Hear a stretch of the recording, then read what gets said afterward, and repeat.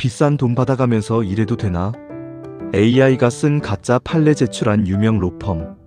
안녕하십니까?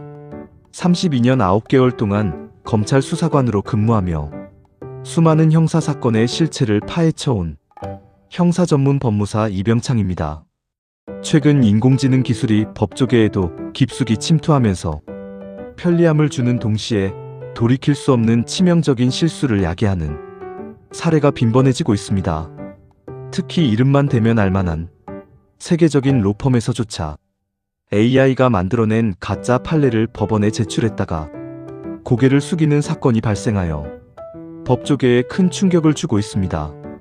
오늘은 이 사건을 통해 형사사건에서 실무적 검증이 왜 그토록 중요한지, 그리고 기술의 발전 뒤의 숨은 위험성을 어떻게 경계해야 하는지 심도 있게 분석해보고자 합니다. 1. 사건 브리핑. 미국 뉴욕의 유명 로펌인 설리번 앤드 크로멜 S&C은 최근 캄보디아의 대규모 스캠 온라인 사기 범죄 조직 배후로 지목된 프린스 그룹 관련 소송을 대리하던 중 치명적인 실수를 저질렀습니다.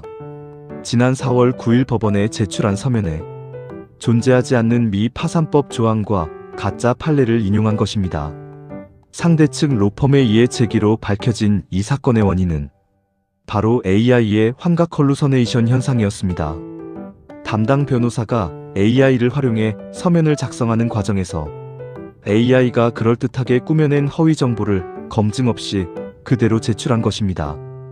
S&C 측은 법원장에게 사과 서한을 보내 유감을 표하고 재발 방지를 약속했지만 고액의 수임료를 받는 로펌의 전문성에 대한 신뢰는 이미 큰 타격을 입은 상태입니다. 2. 검찰 수사관의 시선.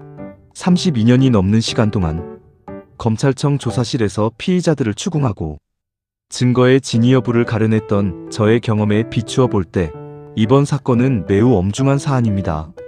수사기관이나 법원에 제출되는 모든 문서는 한 사람의 인생 혹은 기업의 존폐를 결정지을 수 있는 무게를 지닙니다. 과거 수사 현장에서는 종종 위조된 차용증이나 허위 인감증명서 등이 문제가 되곤 했습니다. 하지만 이제는 AI가 만들어낸 가짜 법리라는 새로운 형태의 위협이 등장한 것입니다. 검찰 수사관 시절 저는 아무리 명확해 보이는 증거라도 반드시 원본을 대조하고 출처를 확인하는 과정을 거쳤습니다. 이번 사건의 핵심은 기술의 오류가 아니라 인간의 나태함에 있습니다. 전문가는 기술이 내놓은 결과물을 그대로 수용하는 사람이 아니라 그 결과물이 법리적으로 타당한지, 실제 존재하는 판례인지 최종적으로 검증하고 자신의 이름을 걸고 서명하는 사람이어야 하기 때문입니다. 3. Q&A AI 시대의 법적 대응. 무엇을 주의해야 하는가? Q1. 변호사나 법무사가 AI를 사용하는 것 자체가 불법인가요? A1. 아닙니다. 법률 전문가가 효율성을 위해 AI를 보조도구로 사용하는 것은 문제가 되지 않습니다. 다만 최종적으로 제출되는 서면의 내용이 사실과 다르거나 허위 판례가 포함될 경우 그에 따른 법적 책임과 징계는 전적으로 해당 전문가가 져야 합니다. Q2. AI가 쓴 가짜 판례 때문에 재판에서 불이익을 받으면 어떻게 대응하나요? A. 만약 상대방이 제출한 서면에서 의심스러운 판례가 발견된다면 즉시 법원에 사실 확인을 요청하고 해당 증거의 탄핵을 주장해야 합니다. 이번 미국 사례처럼 전문가의 오류를 잡아내는 것 또한 실무 역량의 차이입니다. Q3. 일반인이 고소장을 쓸 때 AI의 도움을 받아도 괜찮을까요? A3.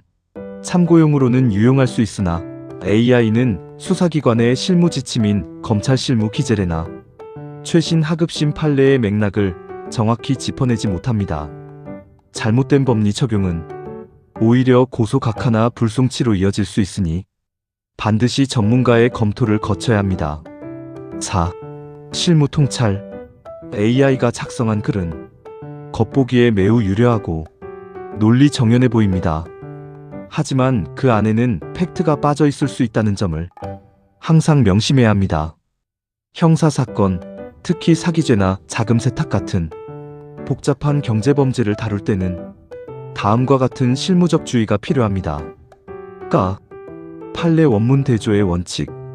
AI가 인용한 판례 번호가 있다면 반드시 대법원 종합법률정보 등을 통해 선고 일자, 사건 번호, 판결 요지를 직접 대조해야 합니다. 검찰 실무 기재례 활용. 가상의 법리가 아닌 실제 수사기관에서 사용하는 기재례와 법리에 기반하여 서면을 작성해야 합니다. 맥락의 이해. AI는 단어의 조합으로 문장을 만들 뿐 사건의 구체적인 맥락과 수사관의 직관을 대신할 수 없습니다. 현장의 생동감이 담긴 증거 수집이 우선입니다. 최근에는 독일, 호주, 프랑스, 일본 등 해외에 거주하시는 재외 국민들과 장기 파견 근로자들께서 국내 형사사건에 휘말려 도움을 요청하시는 경우가 많습니다. 거리상의 제약으로 인해 비대면으로 자료를 주고받다 보면 이러한 정보의 왜곡이나 검증 미비의 위험에 더 쉽게 노출될 수 있습니다. 멀리 계실수록 더욱 철저하게 실무적 분석을 거친 조력이 필요한 이유입니다.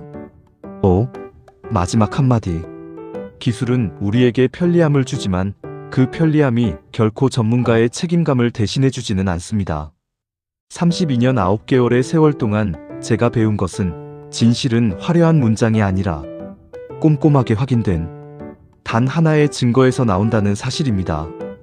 예기치 못한 형사사건으로 고통받고 계신 분들, 특히 낯선 타국에서 한국의 법적 절차를 지켜보며 가슴 졸이시는 재외국민 여러분께 깊은 위로의 말씀을 전합니다.